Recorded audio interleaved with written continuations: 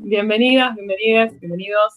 La charla esta es un ciclo en realidad de dos charlas. Hoy es la primera, la próxima es el 10/6, que se llaman Una salida socialista para la pandemia. El título es un poco pomposo, si se quiere, y tiene que ver con una tarea que creemos importante desde Horizonte Comunista, que es rehabilitar el imaginario socialista, ¿no? Quizás hace 50 años, por más que fue compitiendo la URSS, existía por lo menos una URSS, había intentos revolucionarios y revoluciones recientemente hechas que hacían más accesible al común de los laburantes decir qué sería otra cosa distinta al capitalismo. Y un poco a fuerza de remachar ideológicamente, hoy lo vemos que está bastante más deshabilitado ese imaginario socialista y es una tarea importante permitirnos soñar con ese imaginario socialista. Entonces la propuesta era a partir de lo que tenemos actualmente y qué cosas rechazamos, atrevernos a trazar alguno lúcico. Obviamente simplificando las complejidades reales de un proceso revolucionario, pero bueno, una tarea que nos parece recontra necesaria es levantar un toque la cabeza por arriba de nuestros laburos de base cotidianos.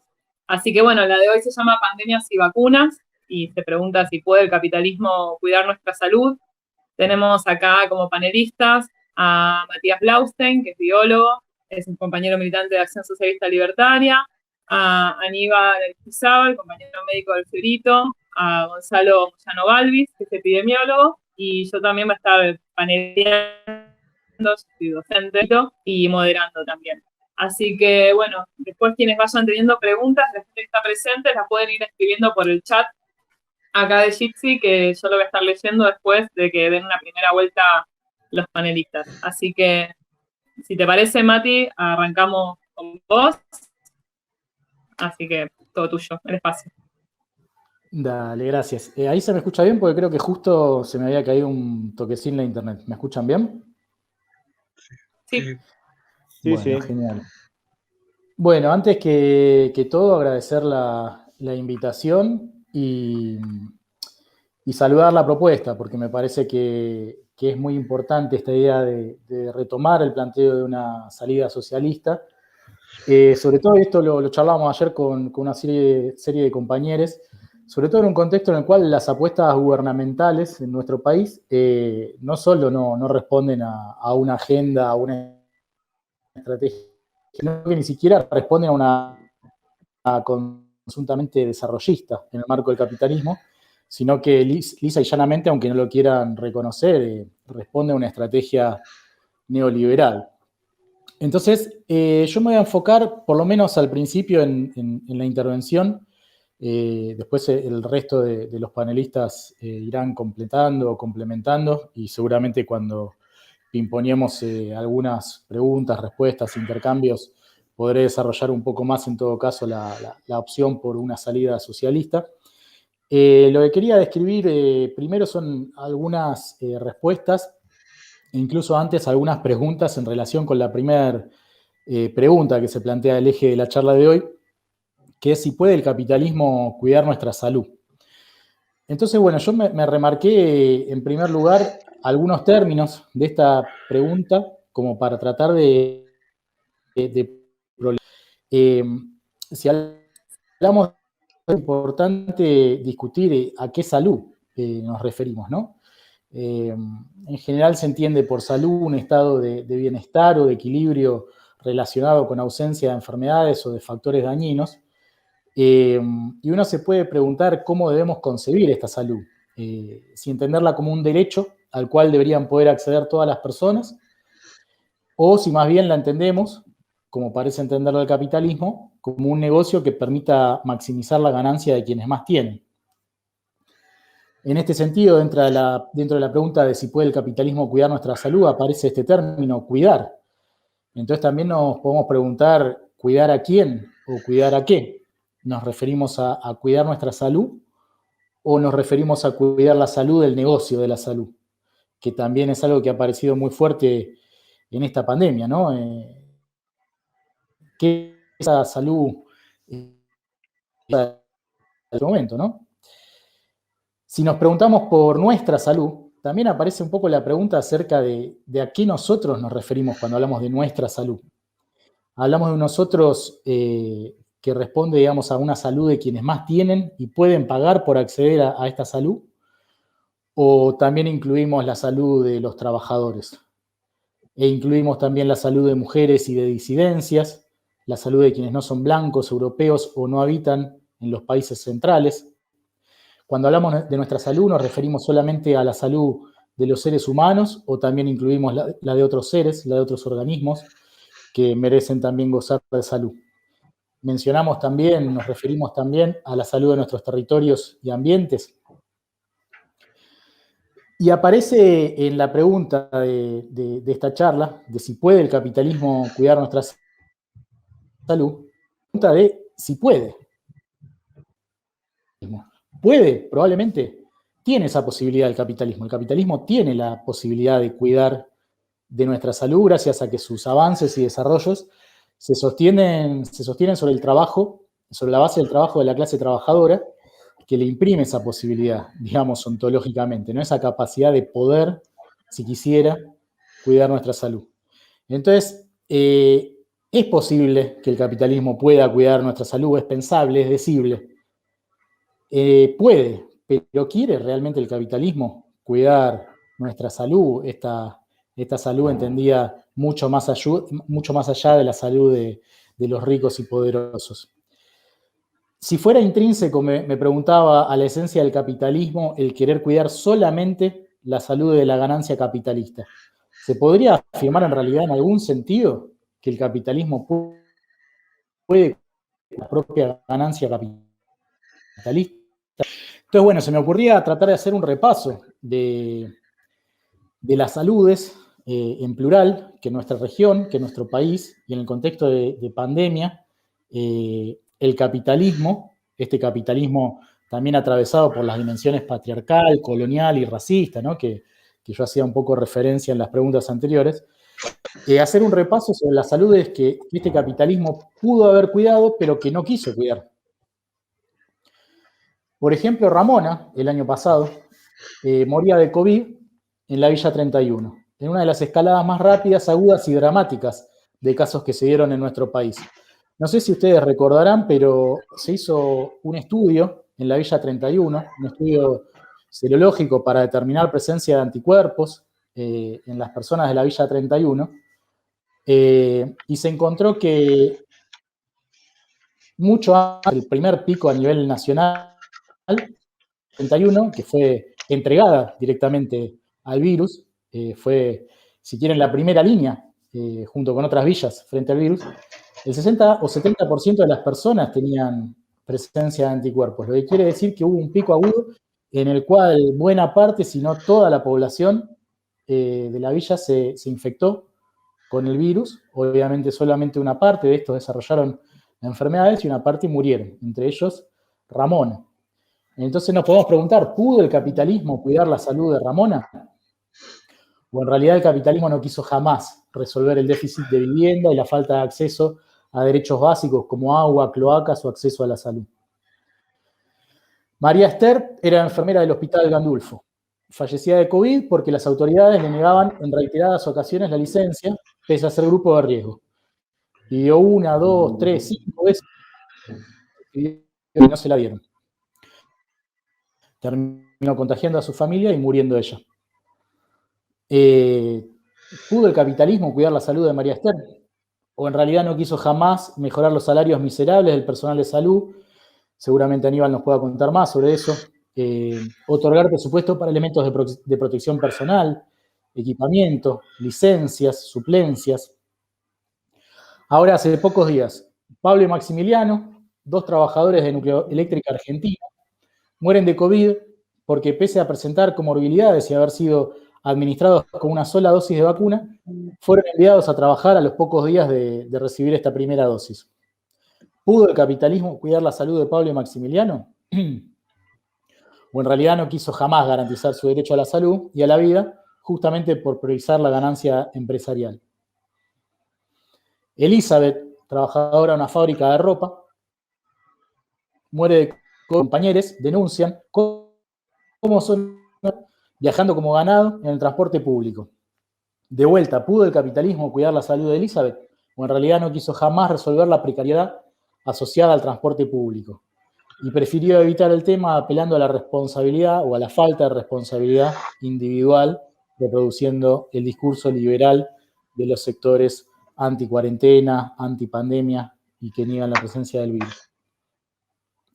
Otro ejemplo, Jorge, Graciela, Víctor, fallecen de COVID siendo trabajadores de Coto, al igual que cantidad de otros trabajadores de otros supermercados y de otros sectores de trabajadores que no son declarados esenciales, no figuran como trabajadores esenciales, y siendo que venían denunciando la falta de capacitación y de cumplimiento de protocolos de la empresa. ¿Pudo el capitalismo cuidar la salud de estas personas o de vuelta no quiso jamás resolver el incumplimiento, la falta de protocolo? Y en las empresas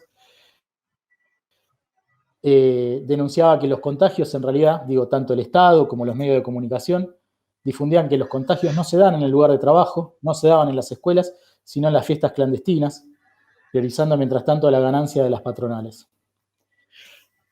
En este sentido, y ahora también noticia hace pocos días, ocurre la muerte de Gustavo, el chofer de River, en una fiesta clandestina, o en realidad ocurre como producto de una actividad aparentemente esencial, porque un montón de actividades tuvieron que dejar de llevarse adelante, pero el fútbol como negocio evidentemente no puede parar. Y el asesinato laboral de Gustavo, porque en definitiva no es otra cosa que un asesinato laboral, es trasvestido como accidente. Silvina, vicedirectora de la Escuela 24 del Distrito Escolar 11 de Cava, muere con las escuelas abiertas, escuelas que tenían que estar abiertas no solamente del gobierno de la ciudad, durante mucho tiempo por parte del gobierno nacional y a través de su ministro Trota. Muere Silvina sin acceso a vacunas. ¿Pudo el capitalismo cuidar de la salud de Silvina? ¿O el lucro empresarial habilita que en algunos países sobren vacunas mientras en otros faltan? Mientras algunas corporaciones farmacéuticas prosperan en la pandemia como nunca antes. Digo Pfizer, digo AstraZeneca, todas las empresas que se mencionan en el último tiempo en relación a la producción de vacunas.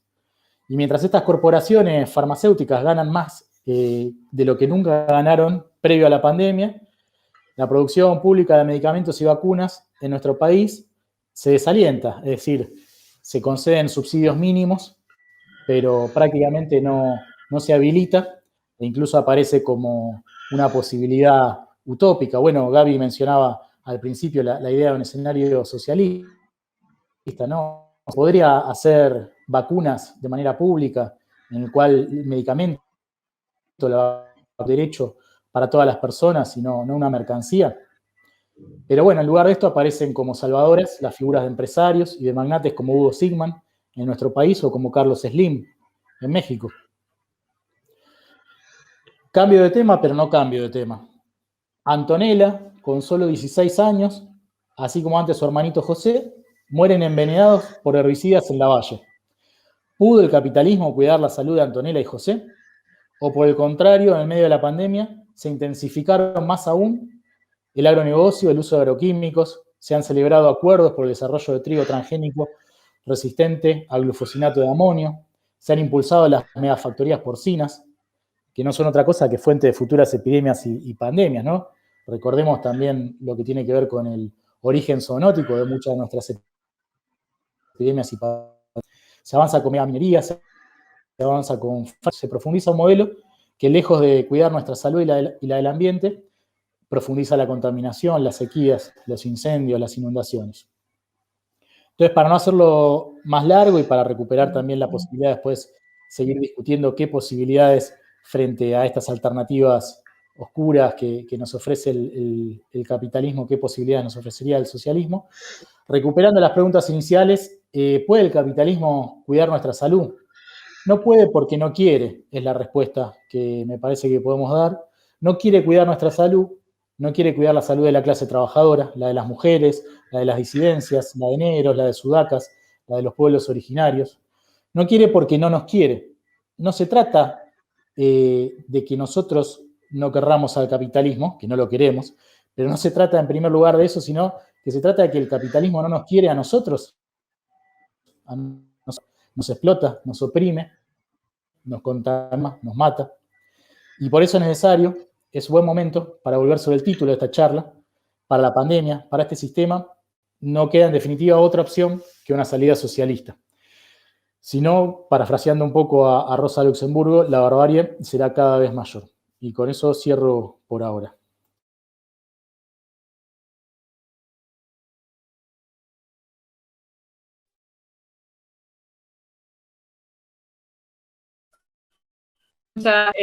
Aníbal.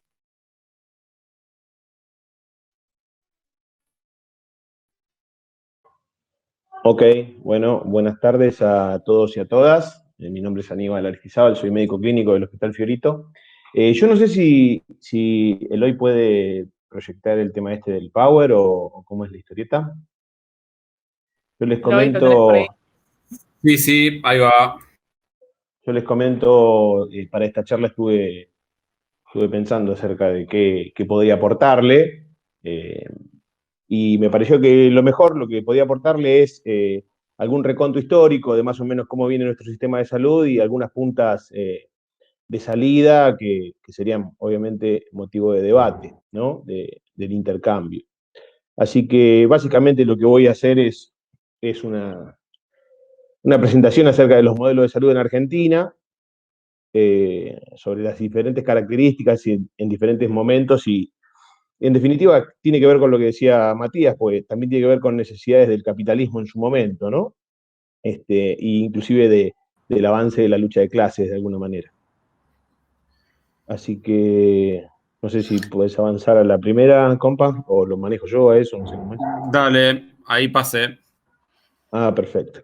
Bueno, nada, con respecto a lo que es sistemas de salud, tenemos básicamente varios subsistemas, siendo el primero estatal, ahí pongo barra público, porque entiendo que ahí entre lo estatal y lo público hay un contrapunto, ¿verdad? Hay una tensión ahí por dos fuerzas o dos vectores que de alguna manera coexisten en un equilibrio que no es para nada ordenado, y sino que tiene más que ver con relaciones de fuerzas, ¿no? Una fuerza pública o una organización desde abajo o desde las necesidades populares, y una fuerza vertical, que es la fuerza del Estado, que, bueno, determina, digamos, las políticas que quiere llevar adelante.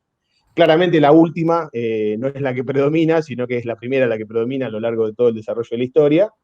Pero bueno, en líneas generales, los sistemas estatales brindan servicios generales, particulares, preventivos, curativos, es decir, diferentes, es amplia la gama. La disponibilidad es para todos los integrantes de la comunidad, rige el principio de universalidad, que es algo que es más que interesante y deseable, financiado por impuestos, inicialmente, originariamente.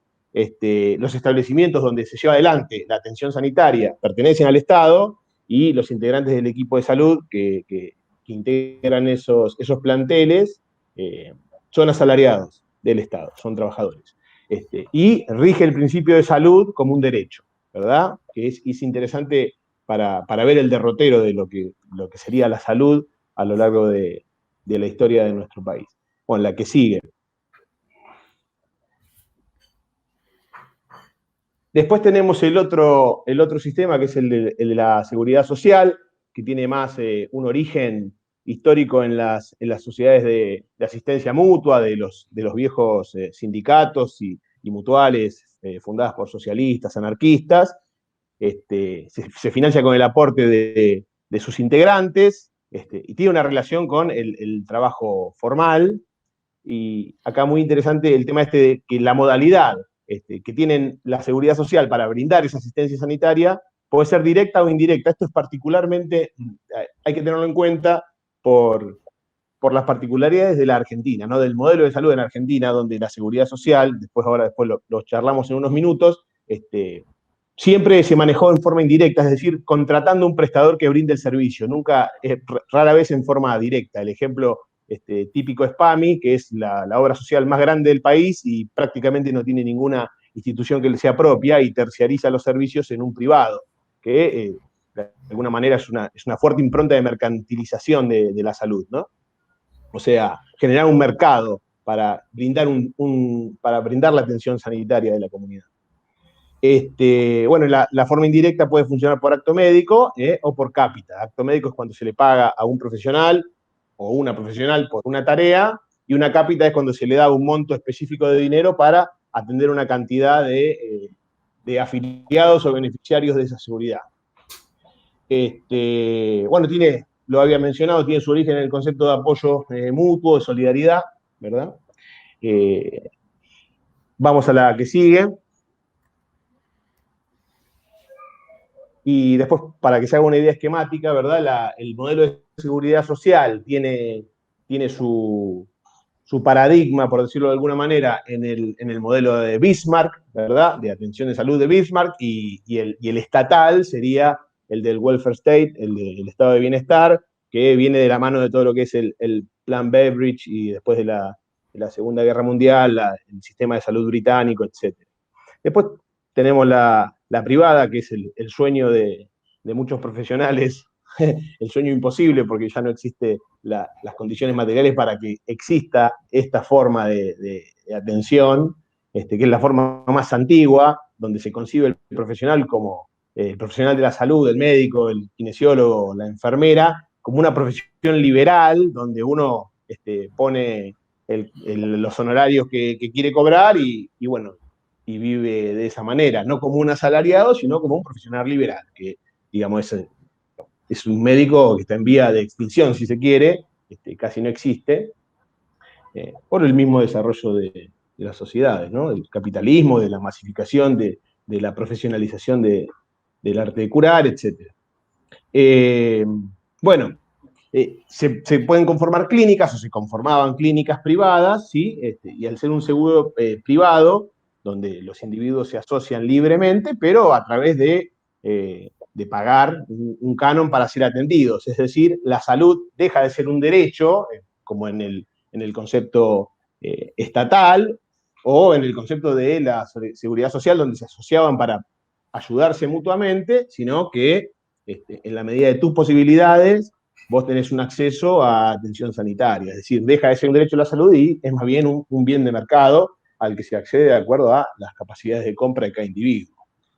Entonces, digamos, ese es el escenario de los diferentes subsistemas, ¿verdad? Vamos a la que sigue. Bueno, en Argentina, al principio, digamos, podemos establecer, o básicamente los estudiosos de este tema, por ejemplo, Tovar y otros, plantean 4 etapas del sistema de salud, por decirlo de alguna manera. Una primera etapa que es el Estado liberal, también lo llaman policía médica, que es, digamos, que viene de la mano con el modelo agroexportador, donde la salud no era algo que estaba en discusión en la cuestión pública, no era tomada como un derecho que se debería garantizar a todos los integrantes de la sociedad, y se limitaba a la atención de las pandemias y los diferentes problemas que se desarrollaban en esa sociedad, y la finalidad de la atención en salud era la mínima indispensable que permitiese el libre funcionamiento del mercado, la libre acumulación del capital. Con el desarrollo del capitalismo, vamos pasando a la segunda etapa, al estado de bienestar, que tuvo que ver con varias cosas, entre otras con el desarrollo del movimiento obrero, y también con las necesidades del capital de tener asalariados bien nutridos y en condiciones de poder intensificar su capacidad productiva.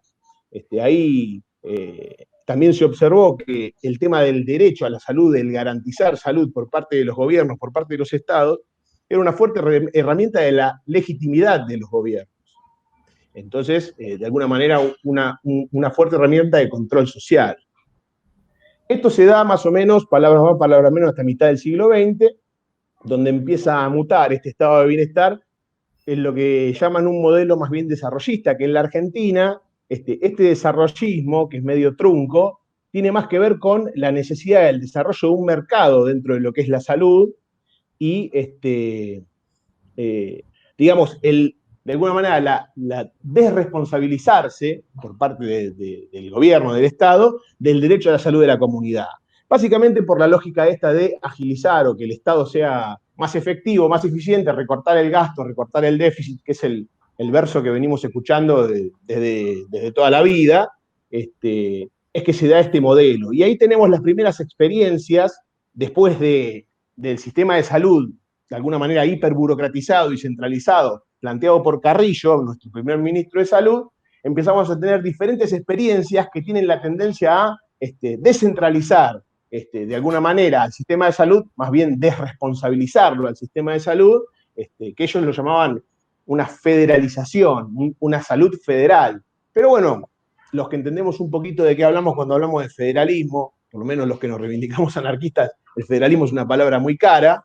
El federalismo es una asociación común donde diferentes partes ofrecen algo para poder garantizar algo que es común a todos. Es decir, si yo me federalizo con ustedes para garantizar la atención de salud, yo te puedo aportar, qué sé yo, gasas, y el otro aporta jeringas, y el otro aporta alcohol o lo que sea, pero en definitiva a ninguno de nosotros que nos hemos reunidos en un encuentro federal, en un acuerdo, una federación, nos tiene que faltar ni las gasas, ni el alcohol, ni nada, y la salud tiene que estar garantizada para todos por igual. Eso sería una federalización de la salud, y no esta federalización en la que vivimos, donde cada uno es un sálvese quien pueda. De hecho, hubo imposibilidades estructurales cuando quisieron federalizar de prepo después de la fusiladora, después del 55, con el derrocamiento del primer peronismo, y bueno, eso demostró algunas dificultades. Y por último, a partir de la última dictadura cívico-eclesiástica militar,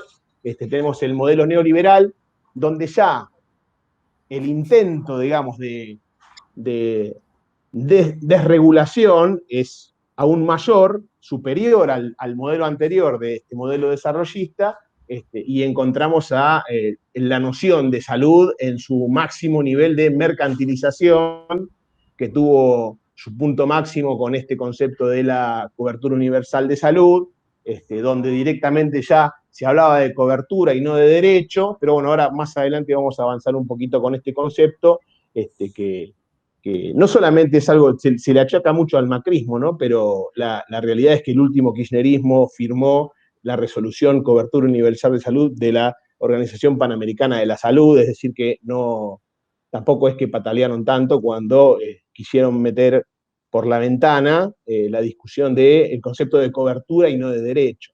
Pero bueno, esto más o menos es un pequeño repasito a nivel de la historia. Vamos a la siguiente.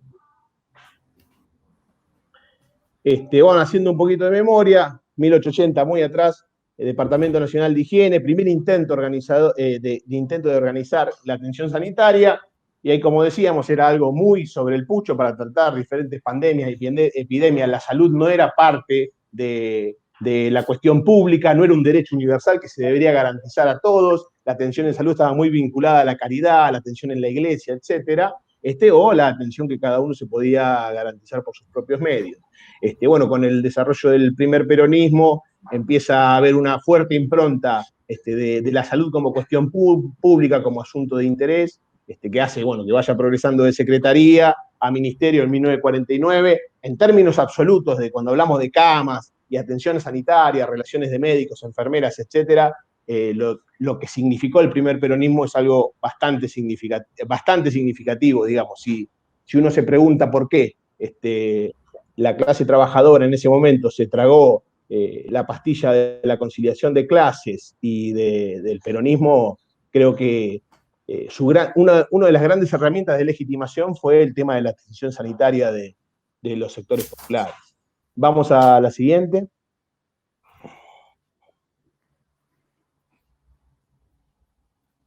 Bueno, lo que decía, 57, después de la fusiladora, o en plena fusiladora, primeras medidas de federalización de salud, transferencia de las dependencias y del sector nacional a las provincias. Esto al año se tiene que revertir, porque las provincias no tienen la espalda fiscal para poder bancar la salud.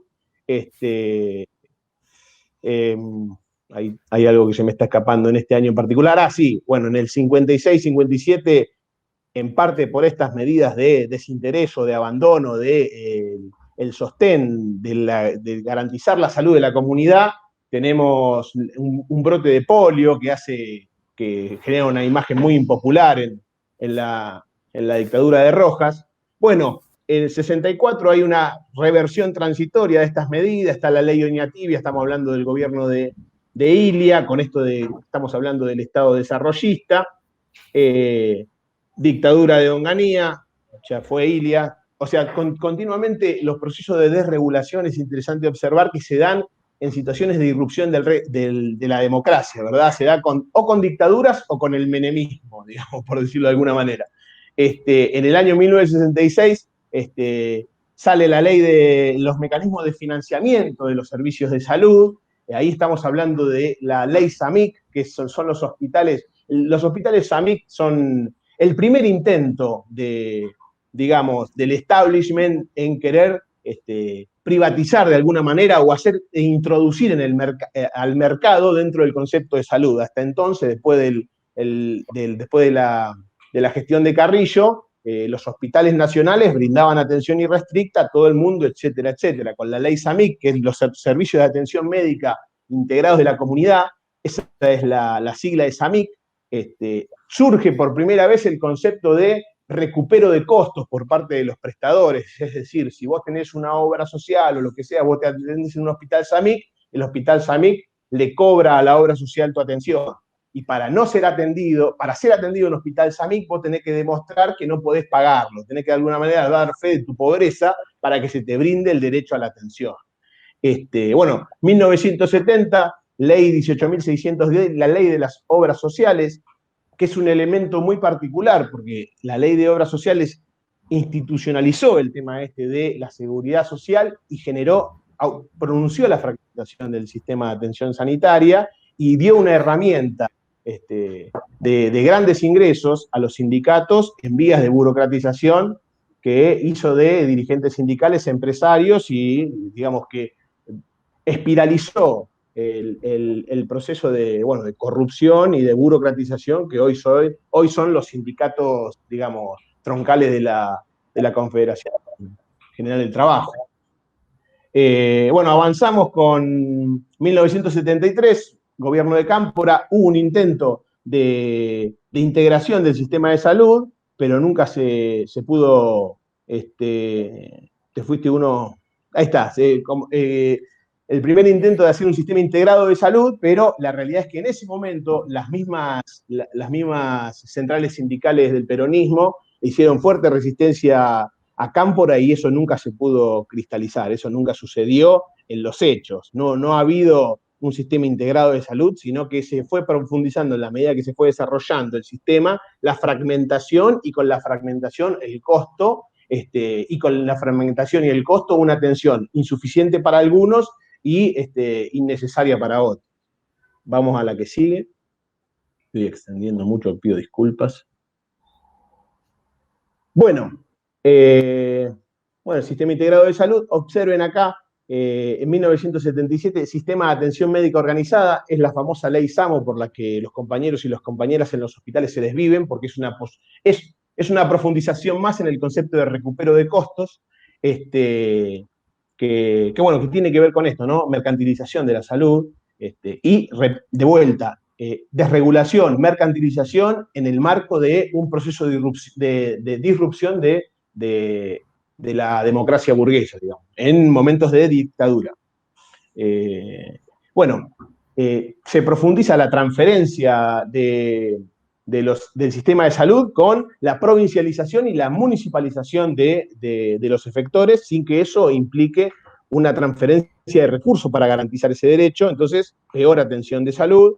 Ahí pegamos un salto a lo que es la década menemista, con el decreto de la libre elección de las obras sociales y los hospitales públicos de autogestión, que en términos de capitalismo, autogestión es sálvese quien pueda. Autogestión no es discusión colectiva, participación comunitaria y distribución de la riqueza en forma discutida y planteada, sino es sálvese quien pueda. Eso es autogestión para el capitalismo, es eso. Que se profundiza con esto de los hospitales de gestión centralizada y después estos planes que en definitiva son deuda, que son el plan Nacer, el plan Sumar, que son los preámbulos de la llamada cobertura universal de salud, que, les repito, estaba ya en discusión en el último kirchnerismo y se intentó instalar, o por lo menos se pudo instalar desde lo discursivo con el macrismo, ¿verdad? Y ahora, ¿en qué quedó esto? Son puntos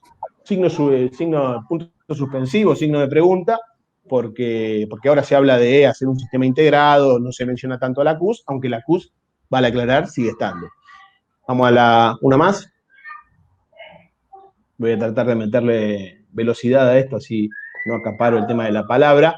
Bueno, analizando un poquito todo este derrotero, acá tomo las palabras de Rovere, que es un sanitarista, donde él habla de bombas de fragmentación, que a lo largo de la historia del sistema de salud de la Argentina, después de Carrillo, ha habido algunas bombas de fragmentación que fueron astillando, fragmentando y volviéndolo más ineficiente al sistema. La primera es la federalización de la salud, que se da en la fusiladora, de vuelta, enfatizo esto, irrupción de la democracia, donde se le tiró el muerto a las provincias de que sostengan la salud de sus ciudadanos sin el respaldo financiero para poder garantizarlo, en particular donde había provincias que eran muy ricas, por ejemplo Buenos Aires, y hay provincias que son inmensamente pobres como Formosa o Chaco. Después, otra bomba de fragmentación es la ley de obras sociales, porque desfinancia al Estado.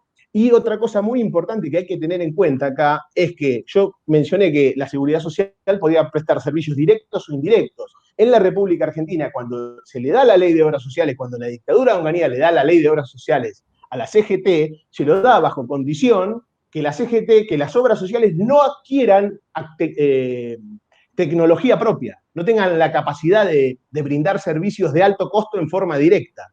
Y entonces, a través de créditos blandos, a diferentes burgueses, amigos del poder, lo que sucedió es que florecieron las clínicas privadas, los prestadores de servicios de cirugía o de estudios de alto costo como las tomografías o las resonancias, y entonces fue todo un gran negocio. Históricamente, el derrotero de las obras sociales es un salvoconducto de subsidios del sector de la seguridad social al sector privado. Y no se puede explicar de otra manera el enriquecimiento o el fortalecimiento o el crecimiento de la salud privada en una sociedad tan empobrecida como la sociedad que tenemos nosotros. Bueno, esto es lo que estoy mencionando, la dinámica del sector privado, el crecimiento exponencial del sector privado como prestador sistemático de las obras sociales, y ahí, Rovere no lo dice, lo menciono yo, una última bomba de fragmentación se da en el menemismo, que es la desregulación de las obras sociales, donde los trabajadores de altos ingresos podían llevar sus ingresos directamente a una prepaga, a un prestador privado, que es lo que llaman el descreme, donde las obras sociales quedaron en una sociedad donde la medicina es cada vez más cara, con menos ingresos para poder dar una respuesta en forma universal, lo que generó un colapso de las obras sociales chicas que cayeron sobre un sistema de salud público totalmente desfinanciado en los últimos 70 años y mayor privatización, mayor mercantilización de la salud, más inequidad, menos atención sanitaria adecuada, ¿no? Esas, digamos, son las bombas de fragmentación que nos llevan hasta la salud que tenemos hoy. Vamos una más, porfa. Acá pongo un paréntesis en la historia. En el año 1987, la provincia de Buenos Aires tuvo un ministro de salud durante 4 meses, que fue un sanitarista más que interesante, por lo menos en lo que yo llegué a conocer de él, que fue Floreal Ferrara, que él planteó en su corta trayectoria como ministro en el gobierno de Cafiero un programa de atención que fue el ATAM-2. Y lo menciono esto porque el ATAM-2 tenía algunas cosas, algunas puntas que me parece que son interesantes para la discusión en términos de qué se puede hacer con la salud el día de mañana. Vamos a la que sigue. Bueno, el ATAM-2, ¿qué era? Era el programa de atención ambulatoria y domiciliaria de la salud. Básicamente era un sistema de atención primaria de la salud, donde había un equipo de ATAM-2 que estaba integrado por un enfermero, un médico, un trabajadora social, un psicólogo, había un bioquímico y un odontólogo cada 2 ATAM-2, y cada uno de estos equipos se encargaba de atender 300 familias. Y lo que tenía interesante el ATAM-2 era la participación comunitaria. Le daba este otro elemento del cual adolecía o carecía el programa de Carrillo, que no era de participación comunitaria y era hipercentralizado y hiperburocratizado. El concepto de participación comunitaria, donde había un presupuesto en cada TAM2 y la asamblea, se discutía en asamblea qué se hacía con el tema de los recursos de cada TAM2, ¿no? Bueno, el proyecto TAM2 duró 4 meses, La gestión de Ferrara duró 4 meses en la provincia de Buenos Aires, y entre otras cosas, también Ferrara se quiso dar toda la batalla al mismo tiempo, si uno quiere hacer un análisis de por qué duró tan poco, pero hay un elemento que yo por lo menos quiero rescatar, que es el concepto de horizontalidad comunitaria y la verticalidad estatal tienen una tensión donde no pueden coexistir durante mucho tiempo. Uno termina a prevalecer sobre el otro.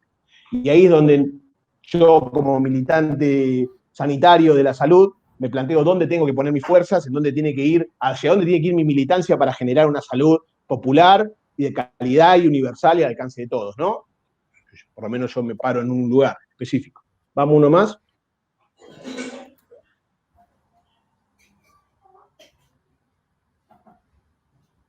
Bueno, ahí sigo con el tema de qué es la cobertura universal de salud, salto de vuelta hacia esto de la mercantilización, ¿no? En oposición a lo que planteaba Ferrara, la salud como derecho o como un seguro, y si es un seguro, tiene una cantidad limitada de prestaciones, y por fuera de esa cantidad limitada de prestaciones la tenés que pagar o tenés que hacer una judicialización para que se te atienda, o bueno, o arreglate como puedas, no es universal, no es irrestricto.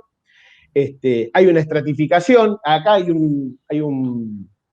un pensador que se llama Basile, que dice que la CUS es una mesa a la que estamos todos invitados, pero no queda claro qué va a comer cada uno.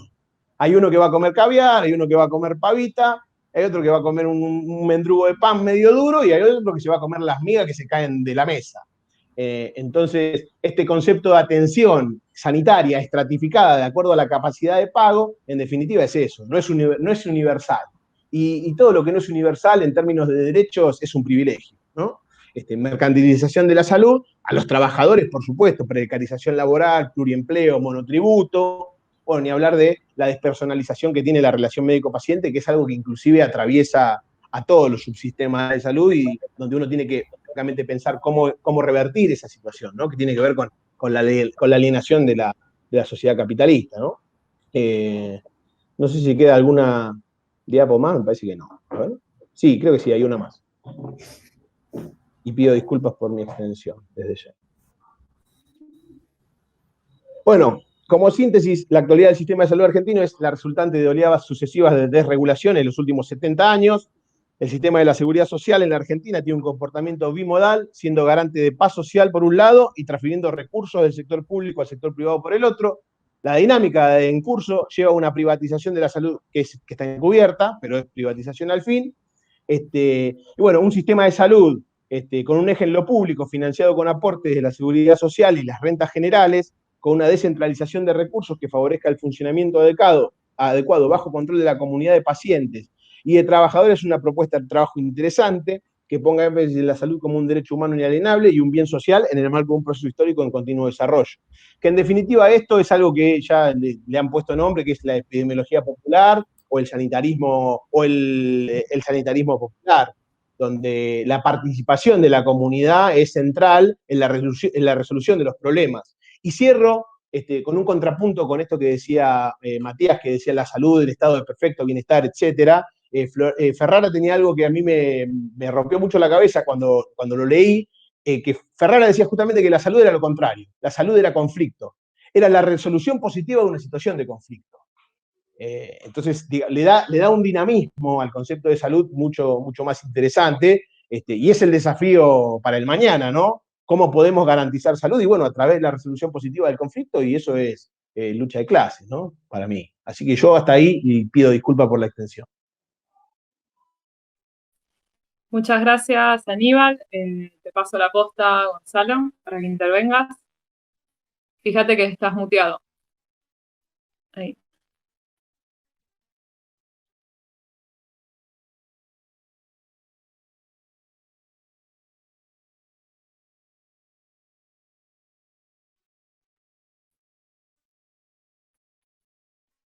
Estás con el micrófono apagado y me aparece como que tenés poca señal, así que después, si por ahí me ven que apago la cámara, es para ocupar menos ancho de banda.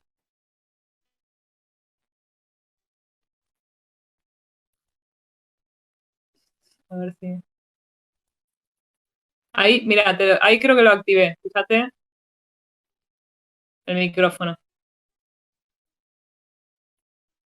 Ahí está, Gonzalo, si querés hablar, ya está activado. No, a mí me parece que no. Ah, no, a mí me parece. Ah, ok, entonces, perdón, mala mía. No, yo Ahora, hoy te silencié, Ahí Gonzalo, está. porque escuchaba tu respiración, por eso. Sí. Pero bueno, y no puedo Sí. desilenciarte.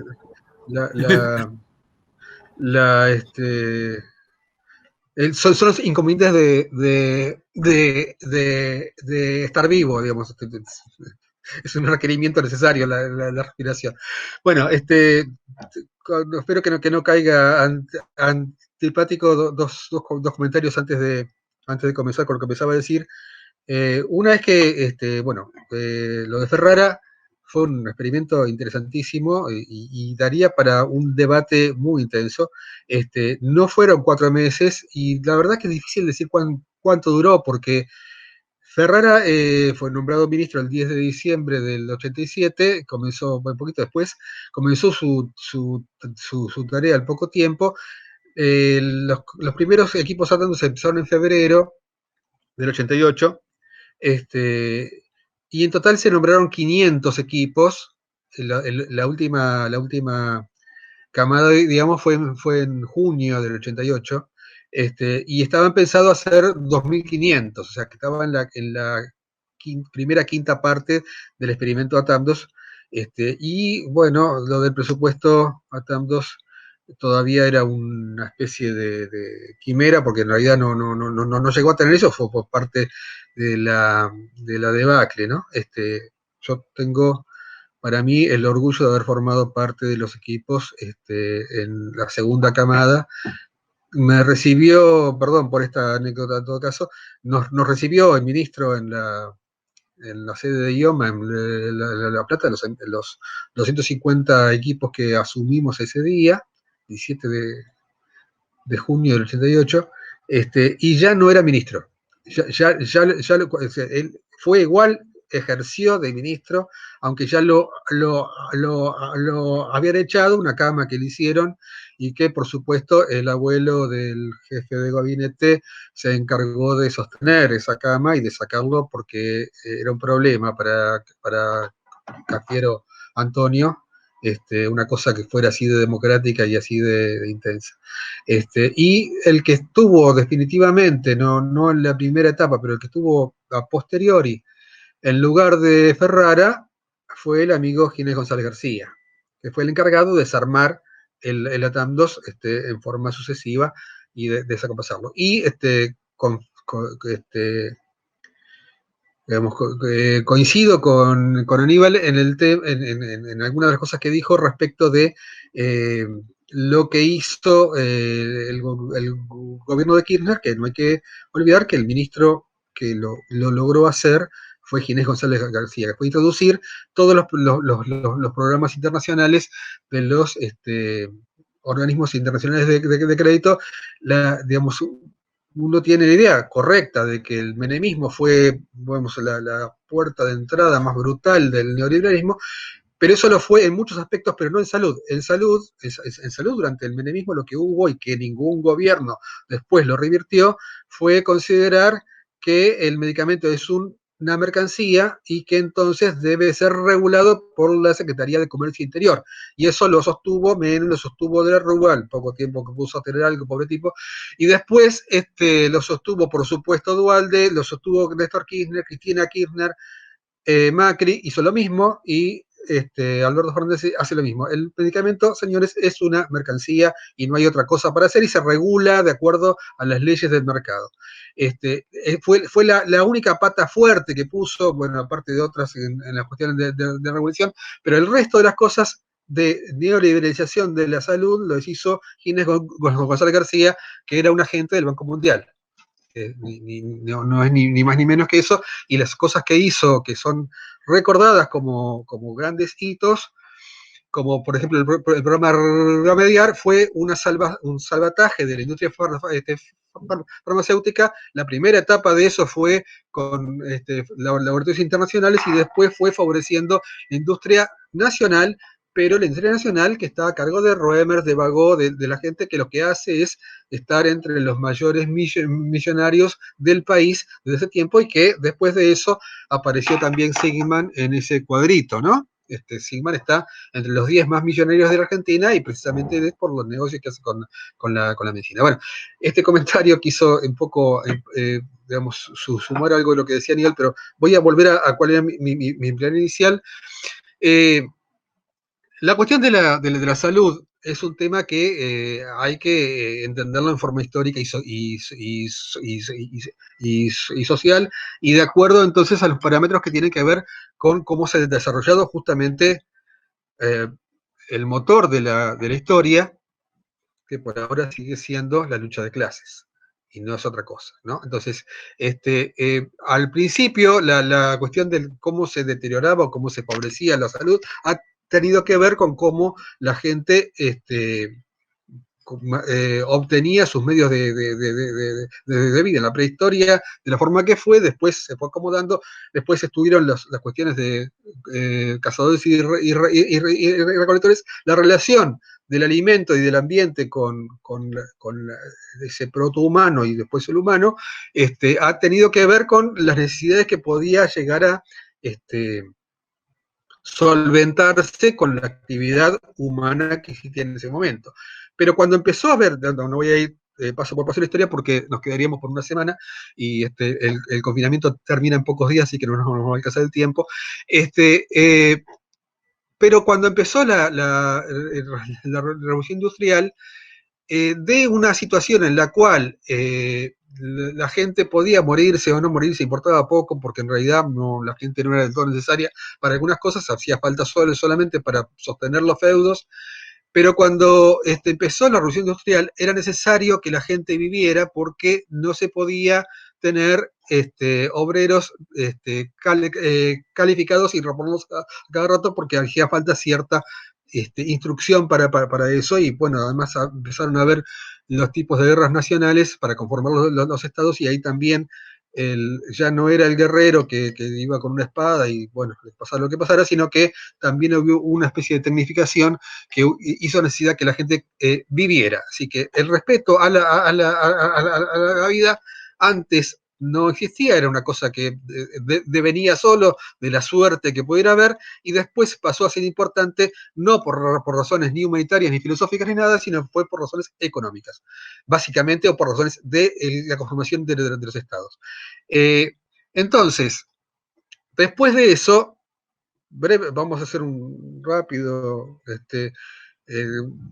mención de algunas cosas. Bueno, yo recomiendo que nos fijemos en la historia de algunos hitos de la historia justamente de la salud, y en particular a Virchow, que decía que la medicina, seamos un poquito condescendientes con los términos, la medicina es un término un poquito escaso para hablar de salud, pero Virchow decía que la medicina era la política social en gran escala, que la medicina era eso, no era otra cosa, porque justamente estaba en función de la protección de la vida, pero en este caso, al menos en los postulados de Virchow, era en función de la calidad de vida y no de la sobrevivencia para trabajar. Era un poco más profundo que eso.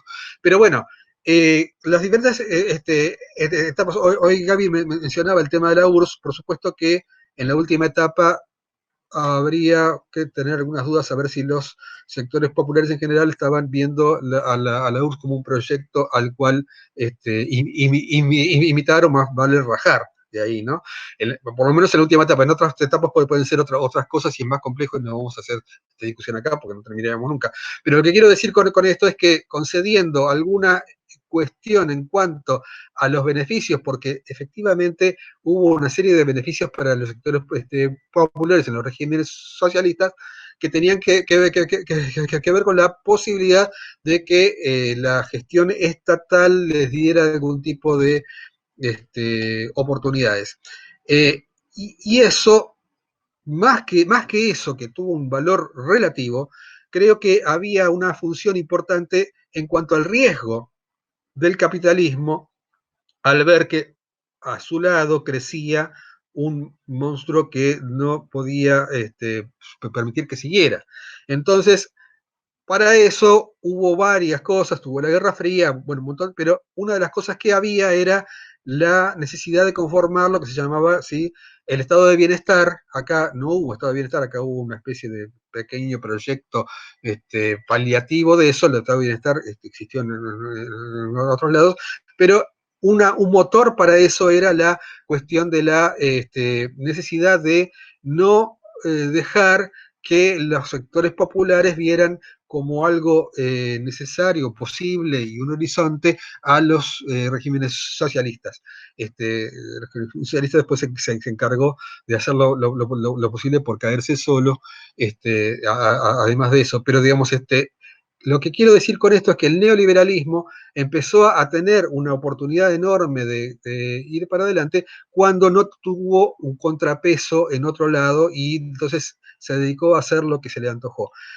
A esto quiero llegar a este punto por lo que decía Matías acerca de qué es lo que cuida el capitalismo, si el capitalismo nos puede cuidar o no. Si hubo una etapa en la que para el capitalismo era importante que viviéramos, ahora ya no. Ahora no le importamos una mierda.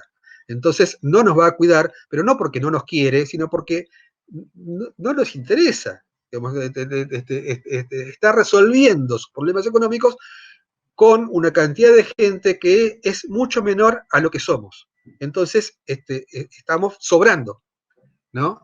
Entonces, y eso por un lado. Y por otro lado, el desarrollo de la economía a esta altura del partido requiere de una serie de condiciones que son incompatibles con la vida del planeta. En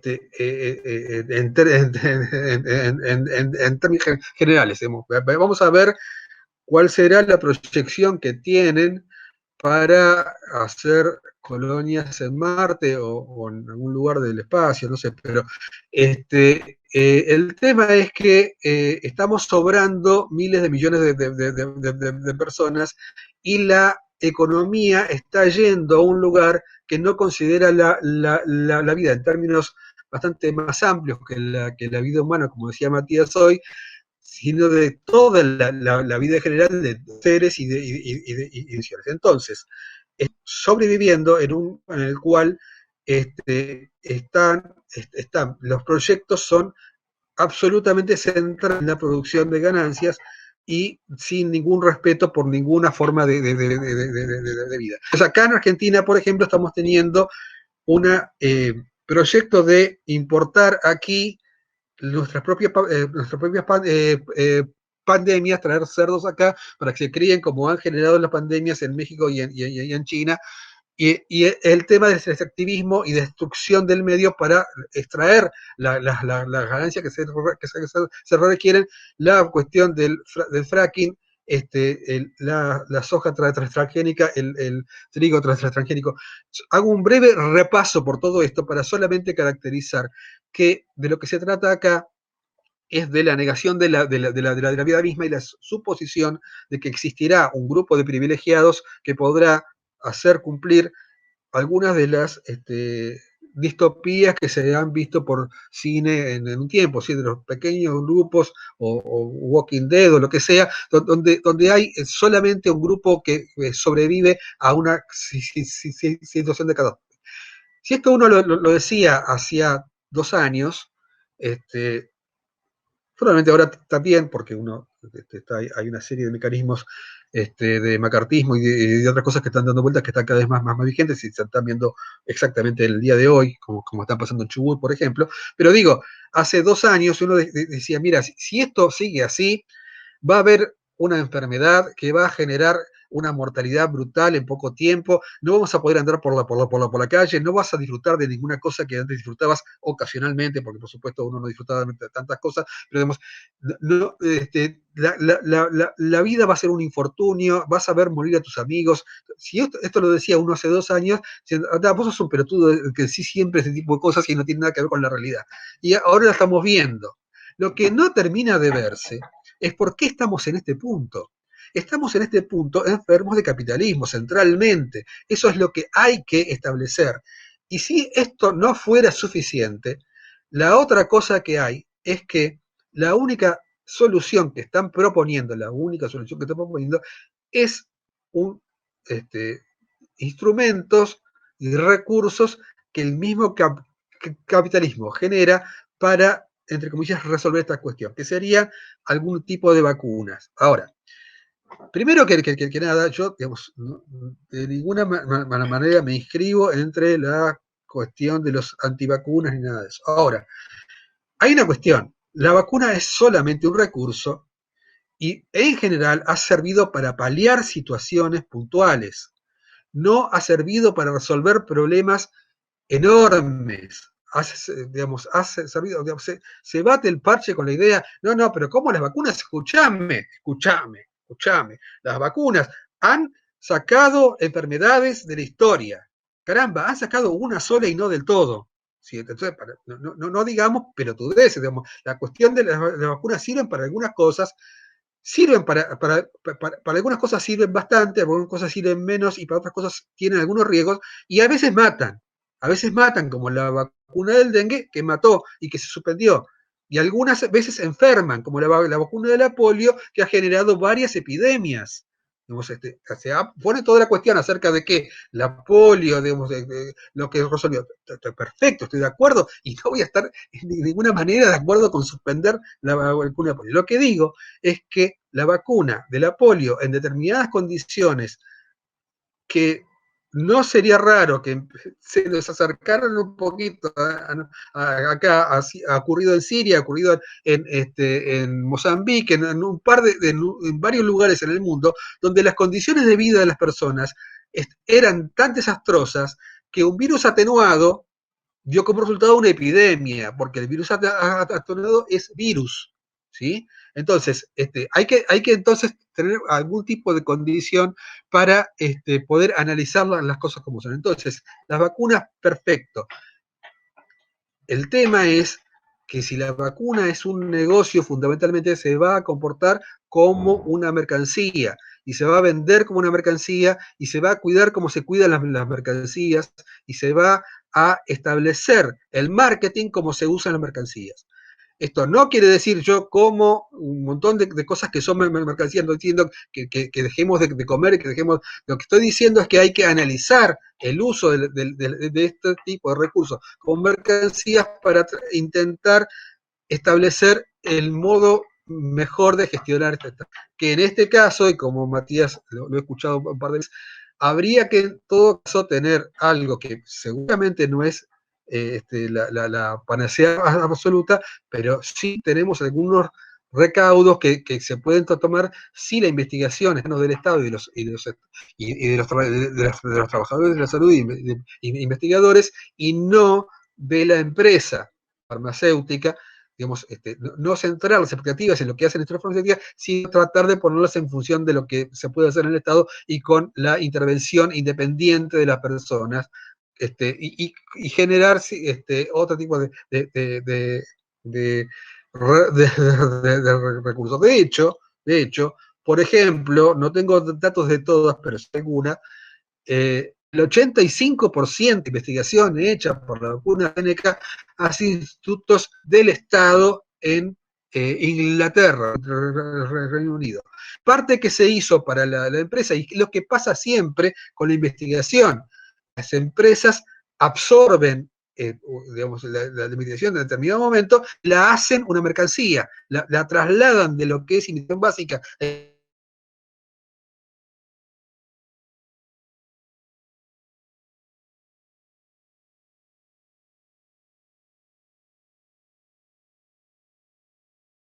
Argentina, que se desarrolló en Argentina, Maestén, y se hizo en contra de las decisiones del Estado y la condición específicamente de Ginés González García, que boicotó la producción de la vacuna hasta que lo deben cumplir los demás, y si no lo cumplen es por culpa de los irresponsables que no lo hacen. Y digamos, estaba leyendo hace un rato algunas consideraciones acerca de cómo fue el discurso que fue dando Alberto Fernández respecto del tema de la vacunación, y que él había dicho en su momento que iba a ser el último en vacunarse cuando, y fíjense que utilizó las mismas palabras, exactamente las mismas palabras, que Mauricio Macri. Mauricio Macri dijo que no se iba a vacunar hasta que no estuviera el último de los argentinos que tuviera factor de riesgo. Alberto Fernández había hecho eso 2 meses antes, ¿sí? Y ambos, bueno, Macri se fue a vacunar donde fue, pero digamos, Alberto Fernández también se vacunó el mismo, y confesadamente o no, están diciendo lo mismo que Zanini, ¿sí? Es decir, yo me vacuné porque soy necesario, la sociedad debe entender que yo tengo que ser protegido más que Ramona, digamos, ¿sí? A ver, hagamos una encuesta acá, a ver, para nosotros y para en general las personas, ¿quién es más importante, Ramona o Zanini? Dejémonos de joder. Entonces, la cuestión acá es que los cuidados, perdón por el desorden, pero es un homenaje a cómo empezó esto, que tampoco empezó muy ordenadamente. Entonces, la cuestión de cómo nos cuidamos y cómo cuidamos de esto, en primer lugar, no se puede dejar de saber cómo es que apareció esto. Y tenemos que actuar para que no sigan apareciendo otras, porque nos olvida, perdón por mi macrismo, resuelta, digo, hice el mismo lapsus que Macri, a eso me refiero, resuelta la cuestión de esta pandemia, posiblemente, estamos alimentando otras que me van a venir después. Así que lo primero que tenemos que empezar a pensar es que no aparezcan otras y que entonces no activemos estos mismos mecanismos. Lo segundo es que la cantidad de cosas que hay que hacer para evitar que estas consecuencias sean las que son. Y yo quería poner el ejemplo de un estado en el país India que se llama Kerala, y que tiene un 0,30% de letalidad, mientras Argentina es más de 2%, en general es el 0,30%. La misma población que Argentina, casi tiene 36 millones de habitantes, un poco menos de casos por millón de habitantes, que Argentina tiene 800 y pico, y ahí tiene 5, pero tenemos una letalidad del 2 punto y pico por ciento. ¿Por qué? Porque ha tenido una política moderada de igualdad, de equidad en la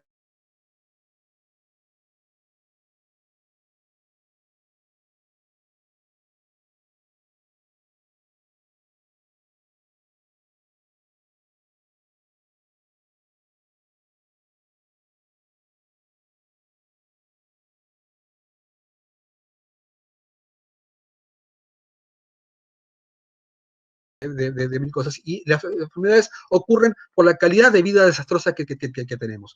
Y cuando entonces Alberto Fernández dice, elegimos la vida frente a la economía, está mintiendo, porque en realidad lo que no hace es cuidar la economía, no en el sentido de las empresas, sino en el sentido de la economía doméstica y la capacidad que tenemos para poder estar en condiciones adecuadas con una calidad, digamos, de alimentación, de cuidado, de abrigo, de provisión de agua. Ramona se murió por falta de agua.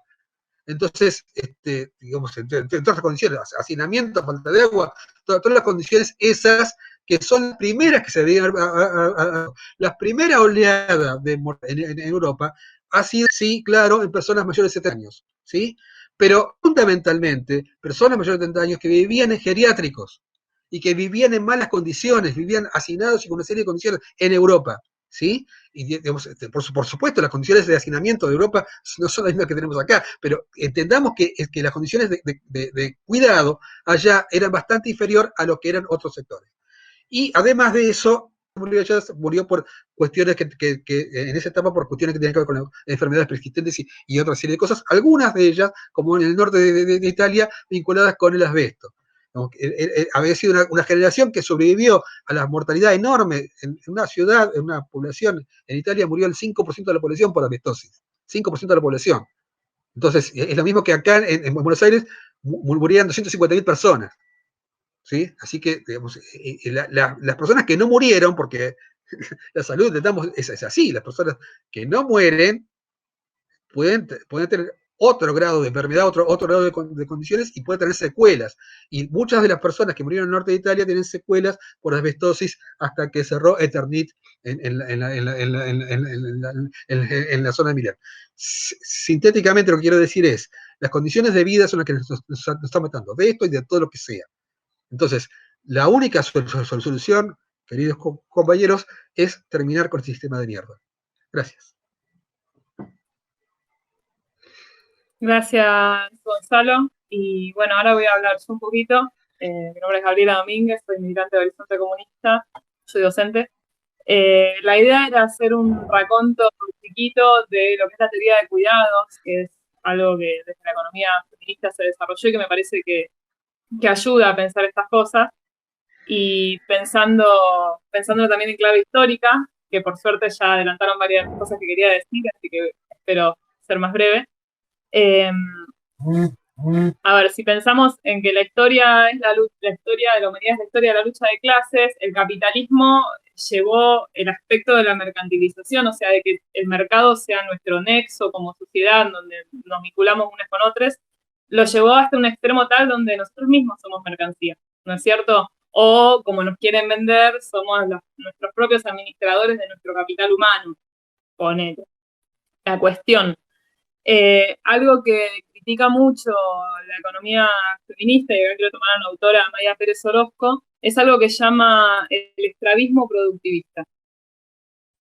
El estrabismo productivista, no estrabismo así, de estar así pensando solo en el productivismo, tiene que ver con solo pensar en el mismo sujeto económico que piensa el capitalismo, ¿sí? En poner el valor de cambio sobre el valor de uso para las mercancías, entonces dar preeminencia solamente a lo que puede ser mercantilizable y como sujeto político, el único sujeto económico que se ve y que se asume como mayoritario, que es el blanco burgués varón, obviamente cis, adulto y heterosexual, que es la única vida que realmente vale para el capital, la vida del obrero ocupado, ¿sí? También hasta ahí, y más o menos, porque hay ejército de reserva, la vida del burgués, ¿no? El que aparece en las series, al que todos tenemos que aspirar a ser, ¿no es cierto? Yo recupero lo que decía Gonzalo recién, o sea, acá la contradicción es del capital, de la acumulación del capital con la sostenibilidad de la vida toda. Y acá señalo las convergencias también con otros grupos, sectores, gente pensante y militante que habla de terricidio, que habla de necropolítica, porque es por ahí, esa contradicción es la que está cada vez más de manifiesto al llegar a los límites ambientales del planeta. Esta autora que estaba hablando, Amaya Pérez Orozco, habla de esa cosa escandalosa, y esa cosa escandalosa no es otra que el capitalismo patriarcal, que tiene su génesis histórica. Obviamente no me voy a remontar a la edad de piedra porque no nos vamos más, pero voy a retomar algunos análisis de Silvia Federici, del Calibán y la Bruja, que yo digo que es marxista, pero ella dice que no es marxista, y pongamos de acuerdo, es materialista histórica, en el sentido de que retoma el materialismo histórico para analizar la sociedad, y retoma un montón de cosas de Marx y abjura de otro montón de cosas que obviamente Marx, como no es ningún superdios al que haya que adorar, obviamente no previó todos los aspectos de lo que se puede analizar de la realidad, y eso es algo que me parece que hay que decirlo más seguido, recordarlo en la izquierda, ¿no? Como para poder construir teoría, reactualizar la teoría. Y bueno, una cosa que dice Silvia es, bueno, buenísimo, la ideología alemana, ¿no? Marx arranca y dice esto de que las condiciones sociales y la subjetividad básicamente está determinada por las condiciones de producción y todo, pero en el capitalismo da como que la reproducción de la sociedad es automática, tipo, y las mujeres se embarazan, punto. No hay terreno de negocio, no hay terreno de lucha, no hay nada que decir. Ella investiga estas sociedades en el libro, que por cierto está muy el origen de la propiedad privada, la familia y el Estado, estas sociedades que suponen con una estructura de clanes en la Edad Media, ¿no? Y que de repente empieza a expandir el mercantilismo y el capitalismo naciente sobre ellas, donde los lazos comunitarios, y esto incluía la salud, incluía la educación, incluía un montón de cosas, eran sostenidos por esas familias extendidas y, bueno, y por los nexos con un pueblo, ¿no? Con una aldea, etcétera, en una economía feudal que tenía el límite de ser de subsistencia. O sea, venía una sequía, venía una plaga, chau, economía, te mueres de hambre, plaga, pum. Sobre esa economía es que se monta toda la investigación de Marx sobre la acumulación originaria, y Silvia Federici lo que señala es que ahí falta un componente importante donde, como una manera de compensar, si se quiere, a este nuevo proletario explotado, ex campesino, expulsado de sus tierras, ahora proletario nuevo, fabril, o todavía no fabril, pero casi, la compensación es el cuerpo territorio de las mujeres, ¿sí? Que la mujer pase a ser posesión del marido. Cosa que, si bien no es que no había patriarcado antes, por supuesto que lo había, algunas cosas antes eran un poquito distintas, ¿sí? Lo cual no quiere decir que sea la edad soñada, la edad media, ni de cerca, pero, por ejemplo, la misma Iglesia Católica permitía no solo el aborto, sino hasta el infanticidio, por razones económicas, y permitía, en muchos lugares estaba permitido el divorcio. Digo, todo eso se va al cazo con la Inquisición, y la Inquisición es una precondición, y acá retomo también algunas cositas que decía Gonzalo, una precondición para un capitalismo que necesita expandirse y necesita mano de obra. Porque no nos olvidemos que estuvo la peste negra, y varias pestes más, en la Edad Media, que mató un porcentaje enorme de la población en Europa, y sobre eso el capitalismo pretendía ampliar su escala y generar la gran industria, revolución industrial, bastante complicado. Condición previa para que se pueda sojuzgar a los jornaleros, era por ese momento, era que la mujer no cuestionase su lugar de reproductora y tuviese muchos hijos. Y eso se vuelve ideología, y eso se vuelve el canon de ese naciente patriarcado nuevo, renovado en el capitalismo. Ahora, para la ortodoxia marxista y para Marx mismo, es una liberación que la mujer acceda al trabajo fabril. Silvia Federici pone entre muchos pares de comillas eso porque dice todo bien, pero en realidad durante el siglo XIX, y analiza las mismas fuentes que analiza Marx en El Capital, se instaura mucho más fuerte la doble opresión, se divide mucho más fuertemente entre mujeres buenas, que son las que se callan la boca y cumplen su doble opresión sin decir nada, y las mujeres malas, que son las que quieren escapar, o caen en la prostitución, o se dedican al arte, por ende también son putas, ¿no? Porque así es la ideología, y se suma el ideal de amor romántico, ¿no? De la Inglaterra victoriana, proyectada por medio del colonialismo y después el imperialismo a todo el mundo cada vez más globalizado. Básicamente lo que dice Silvia Federici en su libro El patriarcado del salario es que el salario instaura mucho más fuerte una violencia en el seno de los hogares, donde el marido es, si se quiere, el supervisor al ser el poseedor del salario, es él quien trae el sustento y es el supervisor del trabajo no pago de las mujeres. Y eso genera y tensiona muchísimo más las relaciones de violencia, las instaura a nivel familiar mucho más fuertemente que antes. Esta situación, digamos, sufre, si se quiere, un retroceso, un alivianamiento, si se quiere, hasta ahí, muy entre comillas, de quién se encarga de esas tareas, a partir, como decía Gonzalo, de la necesidad del capital de mostrarse como una competencia aceptable al ideario comunista, ¿sí? Con la Revolución Rusa, con la misma crisis económica en la que cae el capitalismo entre guerras, las guerras mundiales y todo, se propone al capitalismo dar algo, y a las mujeres les da licuadoras, pero a la población en general alivia muchísimo en lo que es el cuidado de la salud, la educación, las jubilaciones, la seguridad social, ese es el estado de bienestar, y es por eso también gran parte de la clase trabajadora cierra y firma con el horizonte, y también es el ideario también, pero no acá, ¿no? El Estado provee, el Estado papá nos provee todo lo que necesitamos, ¿no es cierto? Bueno, ahora, después de eso, ¿no? O sea, cambio de etapa, de los 80 a los 90 se vive un cambio de etapa a nivel mundial, ¿no? Con la derrota de un montón de procesos evolucionarios, lo cual no quiere decir que deje de haber lucha de clases, ¿no? Por supuesto que la siga habiendo. Y con la caída del muro de Berlín, se ve un retroceso donde la burguesía toma la ofensiva y, por ejemplo, la Organización Mundial de Comercio se llega y hace firmar un montón de países que a partir de ahora hay que liberalizar los servicios. Esto es la mercantilización de la educación, de la salud, la privatización, las AFJs acá en Argentina con el menemismo, ¿no? Todo ese proceso en el liberalismo. Y Silvia Federici, que antes estaba citando algunas cosas, viene el Calibán y la Bruja, agrega que hay una nueva acumulación originaria, avanzar sobre la población africana, sobre la que antes no se había avanzado, incluyéndola como clase obrera capitalista, sino que tenían otras formas de producción, y sobre la gran masa de obreros de la URSS, quieras o no, antes tenían algún derecho, una protección social extra, y de repente dejan de tenerla y pasan a ser proles como en todo el resto del mundo, y eso es un nuevo salto cualitativo que engulle mismo y lo engorda. Acá también quiero señalar otra convergencia de Federici con Rosa Luxemburgo, que ve que permanentemente el CAP tiene una fuera del cual engulle para sostener su reproducción, y de alguna manera hablan de una permanente acumulación originaria como forma del capital ir creciendo, obviamente un planeta finito, por eso estamos donde. Todo este proceso que hace el neoliberalismo y que a los cuidados terminan recayendo más fuertemente sobre los sectores y racializados de la sociedad, ¿no? Son esos sectores que no acceden a igualdad de condiciones al mercado de trabajo y que por ende subsisten sosteniendo las tareas domésticas en sus familiares o yendo a toda la economía formal, economía de changas, o cayendo la prostitución, que de vuelta, el mismo estrabismo productivista, todo lo que puede ser monetizable, lo ve como que es productivo en trabajo sexual, ¿no es cierto? Nada, eso me parece a mí grande y fuerte, hace que la chispa del prenda a nivel más y que prenda fuego todo, así como bajar.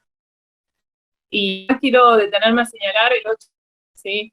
El paro de mujeres, ¿no? Están las consignas, ¿no? Si nuestro trabajo no está sin nosotras, tiene el potencial de revisibilizar otra esfera de la economía si nos ceñimos a ese estrabismo que permea en el sindicalismo, que permea en las consignas de mínima, que en las electorales, donde parece que lo único que importa es qué salario y todas las cositas que podemos negociar con el capitalismo, la potencialidad de poner todo eso sobre el sí. Unos datos duros, porque a veces parece que se extinguió un poco, ¿no? Hasta lo dijo el que estamos terminando con el patriarcado. Sin embargo, si ustedes fijan, en profesiones de cuidados y sobre en los estratos más, siguen siendo totalmente feminizadas, son mayoritariamente femeninas. Por supuesto, estamos hablando que cuanto más bajo sea el rango, si se quiere, jerárquico, más femenino. O sea, las enfermeras son mayoritariamente mujeres, las maestras de grado son mayoritariamente mujeres. Vas a profesores secundarios universitarios, cambia la cosa, vas a los médicos, cambia la cosa, ¿no es cierto? Tomo algunos datos de economiafeminista.com, de Natsumi Yokida, una nota que recomiendo, que se llama La desigualdad de género se puede medir, donde ella analiza la encuesta permanente de hogares y ve que si uno compara hombres, o sea, sexo declarado, analiza disidencias, tasa de actividad y empleo, sexo femenino, menos del 50% de los hombres, según sea actividad o empleo. En cuantión y subocupación van 10, 15 a 9%, o sea, hay diferencias significativas. Mujeres participan solo en un 25% del trabajo, según sea formal, y esa diferencia en la participación no significa que las mujeres estemos mirando novelas, sino que hemos el 75% del trabajo doméstico, como nos recuerdan de Marabunta, Jorgelina Tusevich y Ofelia Musacho, que hicieron nota, también la recomiendo en la Cuidados de una perspectiva feminista. De hecho, el 98% del servicio doméstico es digo. Entonces, es la situación concreta que viene el 8M. El gran lío es activista, de vuelta, o sea, a militar solamente clase sin verla en toda su interseccionalidad, en toda su complejidad, y no haciendo en este caso juzgar una contradicción muy grande que le genera la burocracia sindical, el de mujeres, sin exigirle paro a esa burocracia sindical. Ahí me parece que el transfeminismo tiene la potencialidad como movimiento de masas, de la potencialidad anticapitalista. Se asume antipatriarcal, tenemos que tener que el patriarcado en este momento es capitalista, el capitalismo histórico es patriarcal, es un capitalismo y patriarcado son un modo de producción, ¿no? Se pueden obtener un montón de mejoras en cuanto, no sé, igualdad de salarios, un montón de cosas. No son una cosa separada, ¿sí? Pero bueno, comencé al principio con la lucha de clases y voy a cerrar con otro eco de la lucha de clases, que no es valor de uso y de cambio, cualidades que se presentan ahí, sin el tema del individualismo versus lo colectivo, versus la solidaridad, porque creo que es una tarea súper importante si vamos a pensar en los cuidados en otro horizonte socialista, reconstruir los lazos de solidaridad de clase, y eso también pasa por los cuidados que hacen en la vida cotidiana, porque lo que es político. Digo, con la pandemia se acrecienta el individualismo terriblemente, como una herencia del no te metas en la dictadura, viene y pasa, ya que podés quedarte y que el otro que no puede se joda. Un oportunismo del poder que no va a aprovechar cada ocasión que tenga, si hay nuevas pandemias, que las va a haber probablemente, va a seguir aprovechando, acentuar ese individualismo, no lo acrecentemos nosotros, digamos. No hay tareas chicas en las organizaciones, se ve como que ocuparse y dar una mano en las cosas que hacen a la vida diaria, son como que no son parte esencial y es parte de recrear los lazos, no solo al interior de cada órgano, sino entre organizaciones, movimientos, entre grupos, sindicatos, lo que sea. Porque la contradicción de la que hablamos es la del capital vida, y la vida es interdependencia, la economía, subsistir como seres humanos, también es interdependencia. Entonces retomo de vuelta a María Pazos del ecofeminismo, que habla parecido al buen vivir zapatista, que habla de pensar y comenzar una vida que valga la pena ser vivida. Esa vida solo puede ser universal, porque si no es universal, si no es para todos, no es un buen común. Así que voy a leer el chat. Sí, vuelvo al rol de moderadora y voy a leer algunas que había. Si tienen preguntas, vayan escribiendo en el chat y hacemos que escriban una segunda vuelta de quienes quieran. DCC, un comentario que me parece importante: creo que tenemos que pensar el capitalismo en su propia lógica. El capitalismo es que quiere o no quiere algo. No existe tal entidad con la capacidad de decidir sobre eso. Es una lógica de acumulación, donde el individual como general prioriza a cualquier burgués de salir a ofrecer indefinidamente en tanto no les afecte sus ganancias. Para su producto cerrarían muchas protestas y el capital sería mucho más sólido. Después acá hay unas preguntas. Estas tendencias del capitalismo, etcétera, etcétera, ¿son en todos los países? ¿En qué velocidad? Porque los países han mostrado respuestas, unos con inversiones muy ineficaces, Estados Unidos, unos por el desastre desesperado. Bueno, sigo. Otros no, porque lo manejaron de otro modo. Australia, ¿son posibles reformas sobre estos tópicos? Y acá Mati nos comparte lo que ahora nos podés contar. Espero que se haya escuchado bien. Dejo por ahí en el mismo orden, bueno, si quieren, como quieran. Vamos para decir algo en el mismo orden. Lo que quieren responder de todo esto, o lo que quieran agregar, cambio entre ustedes. No sé, Mati.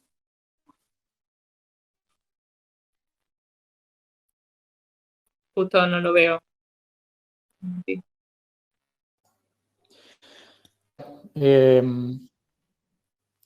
Mati, ¿querés intervenir? Alguno de los puntos, se te escuchaba un poco entrecortada, Gaby, pero seguía bien lo que decías. Si no, Sí, ahí lo estoy haciendo, no sé si me escuchan.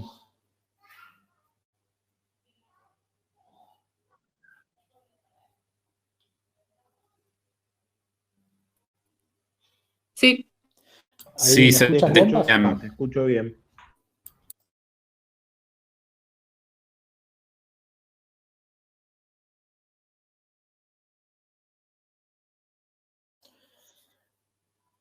Sí, se te escucha, Matías. No, retomo quizás algunas cosas que fueron apareciendo. Había un compañero o compañera que planteaba la importancia. La importancia de entender la lógica del mismo, no tanto desde una cuestión de capitalismo quiere o no quiere algo, como si existiera una entidad, ¿no? Capaz de decidir. Es lógico, es entendible lo que plantea Elo La Compa. Nada, muy sencillo, digamos, para que no se malentienda. Planteo algunas licencias éticas o metafóricas, si se quiere, como recurso pedagógico o didáctico, pero también partiendo, digamos, de punto de partida de que era si el capitalismo puede cuidar. El capitalismo, al no ser esta entidad con capacidad de decidir, tener conciencia, no puede cuidar o no cuidar, pero sí hay idea del ecopoético. Sí, si se quiere, abre una discusión que yo no le voy a entrar ahora en detalle, pero que me parece que es un debate interesante entre distintas corrientes ideológicas dentro de la izquierda clasista. Ahí planteaba CC la cuestión de que cualquier burgués le encantaría que los salarios crezcan indefinidamente, esto y lo otro. Aparece un poco esta cuestión, las contradicciones que bueno, también fueron señalando muy claramente Aníbal, Gaby, contradicciones ya hace incluso siglos que quedan muy claras las contradicciones entre el capital y el trabajo, y efectivamente los daños, entre comillas, que genera el capitalismo también son muy claros, muy patentes, sobre todo en esta sociedad global actual en la cual cualquier información llega rápidamente a otro lado. Entonces, salvando algunos grises dentro de la clase trabajadora, sus grises dentro de la clase capitalista, en relación a lo ético, a lo moral, a la responsabilidad de ciertos actores del capitalismo, es un debate interesante si pensarlo nada más en una clave, una perspectiva economicista, con una racional a modo, y de la cual está como el trabajador o la trabajadora, o si cabe una responsabilidad, y me interesa un poco también volver a retratar acciones, ¿no? O sea, cuando la se monta sobre el patriarcado que ya existe y refuerza dentro de lo que es las condiciones y las situaciones de violencia doméstica, o la policía supuestamente para cuidarnos o mata a un hombre o a alguna disidencia, cuando el empresario del extractivismo a toneladas directamente, miles de millones de toneladas sobre niños, sobre escuelas rurales, de cuestiones en las cuales podemos pensar que van más allá, digamos, de una lógica en la cual solamente está la clave de maximizar la ganancia, y efectivamente, mismo las vacunas que hablábamos recién, es decir, quienes trabajan en Pfizer saben en este momento que justamente por no dar el costo de las vacunas va a haber gente que no puede acceder. Entonces hay una cuestión también de responsabilidad.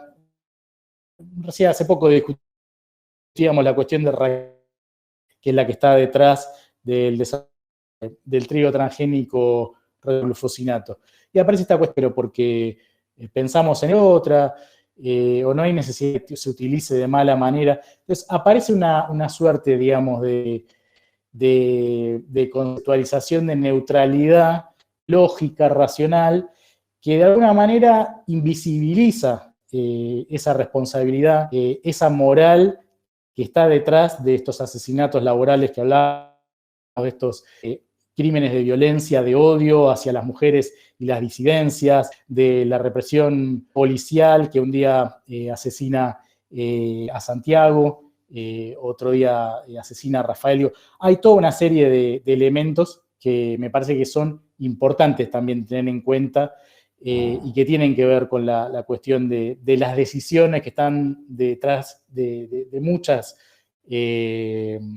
acciones que se toman, donde no hay un querer general del sistema capitalista, pero hay decisiones y hay quereres y hay deseos que la lógica de cada individuo que hay que remarcar, porque detrás, en el fondo, también hay actores individuales que son los que toman y operan en este sentido. Gonzalo lo decía bien también, digamos, ¿no? Es la cuestión de que no le importamos. Efectivamente, o sea, no le importamos, y ahí apuntaba yo también un poco la cuestión de uno a los seres a los que quiere, los cuida, y después a lo que les importa o no quiere o están ahí, bueno, son las cosas que los pasan. Hay ejemplos en los cuales el no importar termina mal, pero hay ejemplos en donde directamente encontramos acciones prácticamente sádicas dentro del capitalismo, dentro del patriarcado, dentro de la colonialidad y del racismo. Digo dos cuestiones. Con eso termino, porque yo también me tengo que ir a Gaby recién. Desde las 5 a las 6:30, hacerme tarea de cuidado. Respecto a lo que pregunta Eloy de las tendencias en todos los países, la velocidad, trabajarme formas, y bueno, no es el capitalismo que en Bolivia, no es lo mismo que el capitalismo en Estados Unidos o el capitalismo en África. Claramente, en ciertos sectores donde se cruza la colonialidad, va a haber mayores o mejores recursos en determinados países como para mejorar las condiciones de la clase trabajadora, y esas condiciones de la clase trabajadora van a ser mucho peores en lugares saqueados históricamente, como puede ser África, Asia o Sudamérica. Yo creo que con reformas, en términos generales, esto no se resuelve. Esas reformas, las reformas que tienen que ver con el Senado, no solamente no empeorar, y es lo que necesita radical. Gaby, si podía mencionar, muy sensible en Science, viene a apuntalar, viene a confirmar, como diciendo, si a alguien le quedaba duda de que SARS-CoV-2 era un virus que infectaba a las clases más altas y que por eso y que había que verlo por separado de la pobreza, el virus puede llegar de la mano de clases medias o altas que viajen en avión o en barco, pero después cuando llegue a nuestras villas, cuando llegue a nuestras favelas, como vieron claramente los que hablaron, va a terminar afectando fuerte a la clase trabajadora, los sectores más humildes. Y eso aparece donde trabaja con económicos en Santiago. Corto ahí para no hacerlo más largo.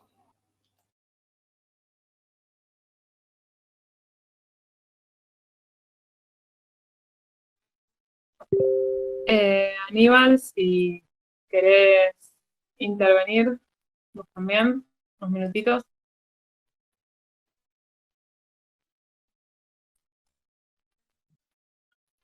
Parece que estamos con delay. Bueno, sí, comparto Iván, ¿me lo que escuchás?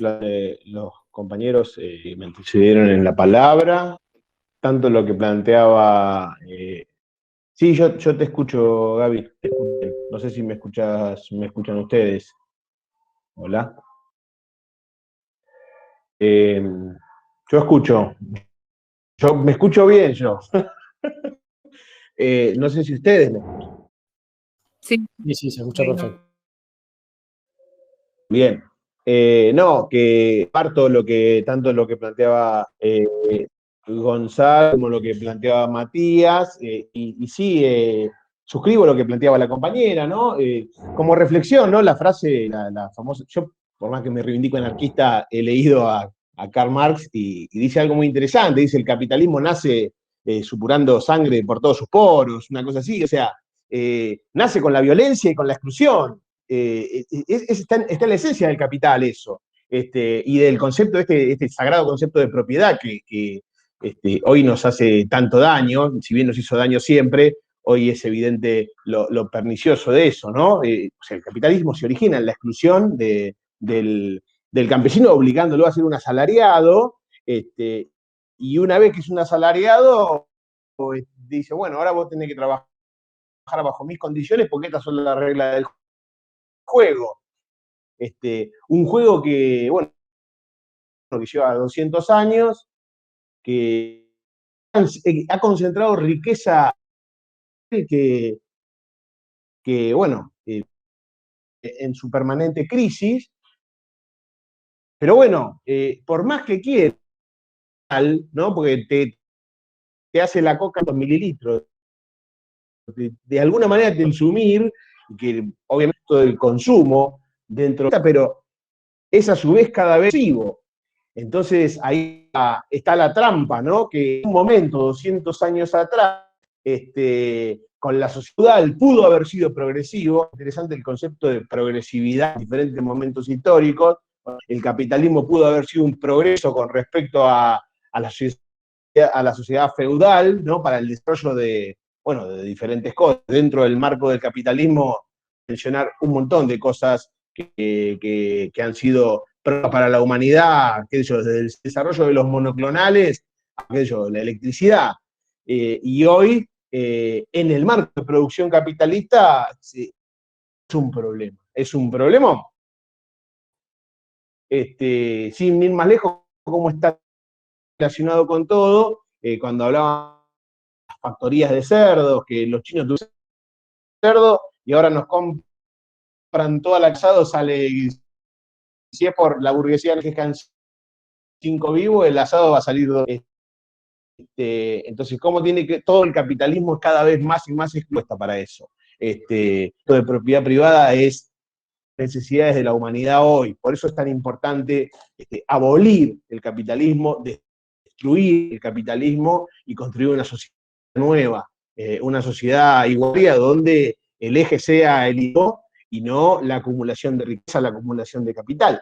Y ahí va al decir, bueno, ¿qué hacemos? ¿Qué hacer? ¿No? Porque, qué sé yo, nos reunimos o tenemos discusiones entre militantes. Yo pienso, bueno, nada, el diagnóstico todos lo compartimos, el capitalismo es una mierda, el patriarcado es nocivo y hay que destruirlo. El tema es cómo hacemos esto.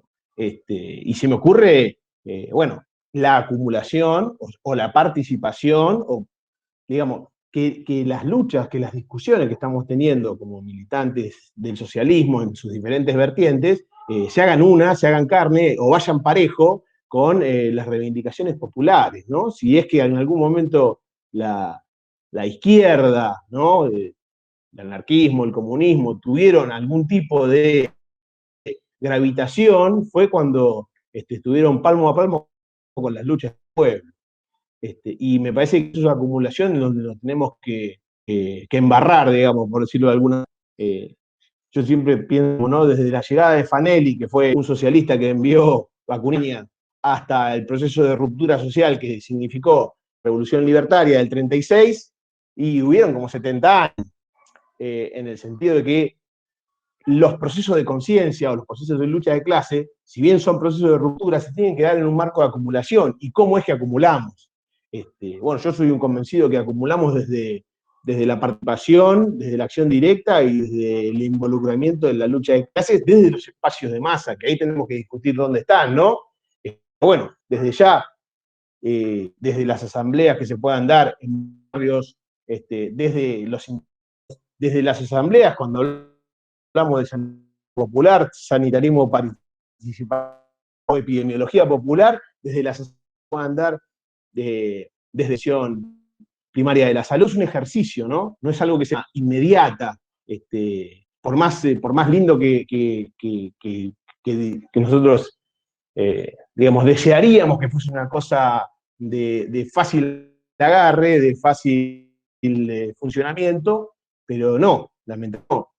Hay una gimnasia que implica la democracia participativa, que no está digamos, en el funcionamiento de las sociedades económicas, y ahí tenemos que hacer un proceso de construcción bien desde abajo, y me parece que por ahí está el tema, ¿no?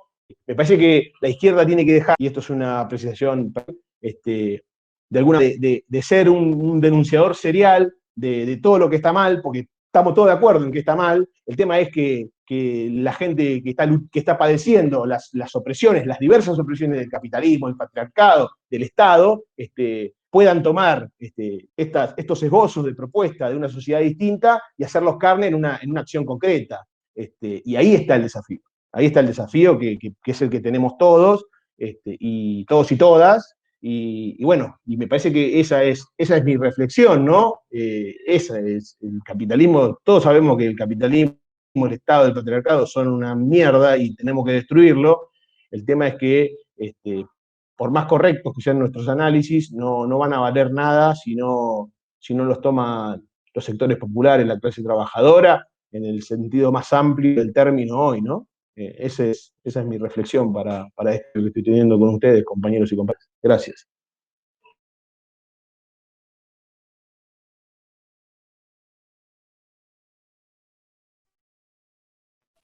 Gracias, Aníbal. Gonzalo, si querés hacer un aporte.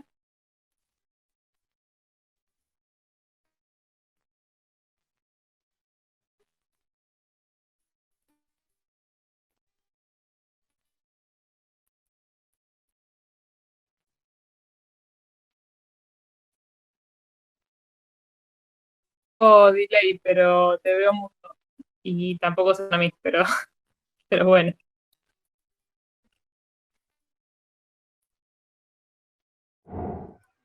¿Ahora? ¿Ahora? ¿Ahora se escucha? ¿Hola? Ahora sí. ¿Ahora se escucha? Sí, ahora se escucha Bueno, perfecto. Sí, compa, Sí, sí. dale nomás. decía que lo Sí, primero muy que tenía bien. para decir es a la vez una autocrítica y un agradecimiento a Gaby por su aporte a esta mesa desde el análisis de la cuestión del tema de género y las disidencias y todo eso que la verdad que increíblemente no, pero digamos, uno omitió, y particularmente porque, bueno, es algo que me mencionó con respecto a las enfermeras en particular, como trabajadores de la salud, y es una área que claramente tiene una explotación particular en el sector de salud, justamente porque hay una especie de estructuración de la fatalidad en cuanto a que las mujeres eh, tienden a permitir más algún tipo de situación en la cual su cuidado es tomado como natural, y eso hace que su apreciado en forma adecuada y se le desprecia. Eso hace, entre otras cosas, que tengan un salario bastante que lo que merecerían. Yo, de paso, comento que en el ATAM2, todo el equipo de el mismo salario, enfermero, todo eso. Exactamente un inconveniente, pero médico, referente de un de izquierda, que se quejaba, ¿cómo puede ser que las enfermeras ganan igual que yo? Tenía a este compañero mío, éramos los dos médicos que estábamos ahí, y él se quejaba de que no podía hacer, él tenía que ganar más que las enfermeras. El partido al que pertenecía tenía, además del partido, era comunista y revolucionario, así que para más datos, ahí lo tienen. Y por otro lado, quería comentar algo que puse en el chat. Dos cosas puse que son complementarias, digamos. Una es la página a la que yo coordino sobre medicamentos, pero que es digamos, concepto bastante más amplio que el medicamento solo, sino su uso y su lógica y su relación con la salud, que es medicamentos.alames.org, que recomiendo porque me parece que es útil que se consulte, un poco porque coordino yo y tendría que ser, bueno, suponer que no hago que me parezca interesante como para no recomendar. En particular, además después de eso, puse un artículo que se llama justamente ¿por qué ignoramos el capitalismo cuando examinamos la crisis de la salud? Se llama así el artículo, es muy interesante, les recomiendo porque pone la cuestión, no es un artículo muy profundo, pero lo que hace es poner una perspectiva respecto a cómo se analizan los problemas de salud. Y por último, una cuestión que quería mínimamente mencionar, y es que parte de la situación en la que estamos tiene que ver también con la incapacidad o falta en algún caso, son cosas peores, pero en otros casos es una cuestión de incapacidad o falta de compromiso de parte de las organizaciones sindicales por pelear las cuestiones de las condiciones de salud en general. Digamos, parte de esta cuestión es cómo se naturaliza el ajuste en salud y el ajuste en educación, cómo es que estamos trabajando, corriendo detrás de la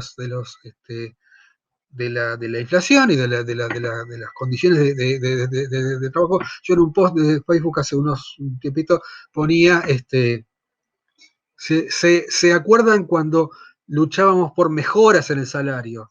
Ahora no estamos, digamos, no veo ninguna situación en la cual se esté pensando en que el salario va a mejorar algo. Estamos viendo con cuánto perdemos, si perdemos por mucho, perdemos por poco, en general perdemos por mucho frente a la inflación. Ni siquiera, por supuesto, condiciones de trabajo. Y en esta situación, esto lo que está generando es una naturalización de la explotación, pero no de la explotación solamente en cuestión material del salario, sino en las condiciones de trabajo. El Ministerio de Salud hace casi 2 meses que no informa la cantidad de personas, trabajadores de la salud que han fallecido. Paró la cuenta en 500 antes de esta segunda ola, hace casi 2 meses. Se imaginan que justamente cuando hubo esta locura de mortalidad, a partir de ahí no informa más. Y está retaseando una serie de condiciones que tienen que ver con, por ejemplo, las licencias para las personas con comorbilidades y todo eso están relativizando cada vez más, están no reconociendo la COVID en muchos casos como una enfermedad profesional, cuando está claro que los trabajadores de la salud nos enfermamos mucho más por el contacto estrecho que tenemos de forma cotidiana y por la falta de equipos de protección. Lo mismo pasa en educación, en la cuestión de los trabajadores de educación, como se tienen que exponer, son obligados a exponerse, y esta famosa historia de que los únicos lugares donde las concentraciones de personas se enferman son en los asados y en las fiestas clandestinas. Ni siquiera en los velorios. Ni siquiera en los velorios. Tener el velorio de Maradona, el velorio de Meoni, todas esas cosas donde se junta la gente, pero eso no tiene ninguna influencia. El problema es cuando vos te vas de joda. Lo que es una doble cuestión, porque aparte que te toman el pelo, te están diciendo, vos que te comportás como un irresponsable porque te dedicas a joder, en ese caso sos el que te estás poniendo a enfermarte. Si vas a trabajar porque te obligan, si vas a trabajar hacinado, mucho peor, y si vas a trabajar en el transporte en esas condiciones, mucho peor. Nada de eso se ha cuidado en forma importante. Yo recuerdo que en el ensayo que hubo de esto, en el año 2009, con la gripe porcina, digamos, había en los medios de la mayoría de ellos, había dispenser de alcohol. Ahora no hay en ningún lado, y donde hay tan ruido y cosas así, siendo que mínima que debería poner. Yo no sé por ahora, pero evidentemente sin que haya eso, o sea que nos hacinan, no nos cuidan absolutamente nada y nos echan la culpa de que a la salida del trabajo pasamos por no sé qué lugar y ahí fue que estamos contagiando. Es una cuestión absolutamente perversa. Gracias.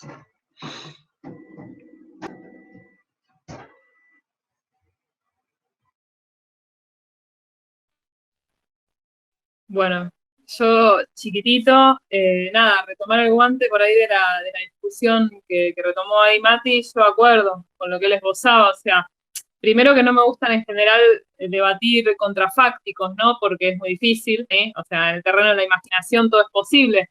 Si el capitalismo querría cuidarnos,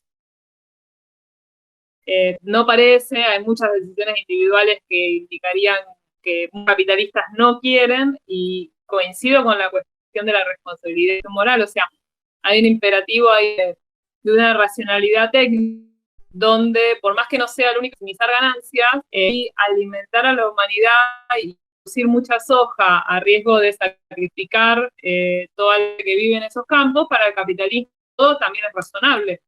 Y en balance de cuentas da positivo.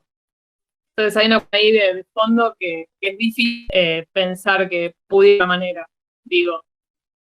Y hay pocos burgueses, además, que nos invitan pensar que eran de otra manera sus cabezas.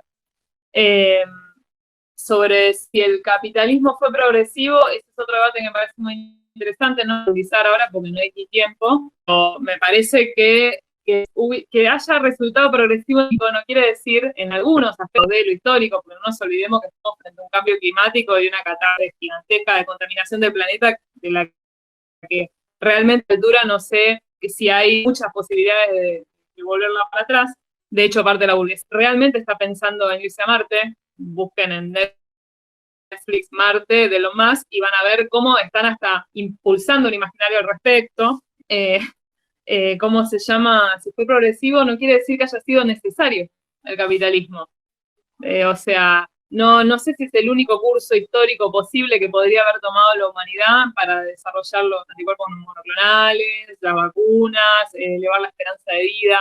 Quizás no. Y discutirlo no tiene ya sentido. Digo, fue lo que es, y ahí me agarro de la historia existente, las tendencias que tenemos. Y en esas tendencias también pensando para adelante.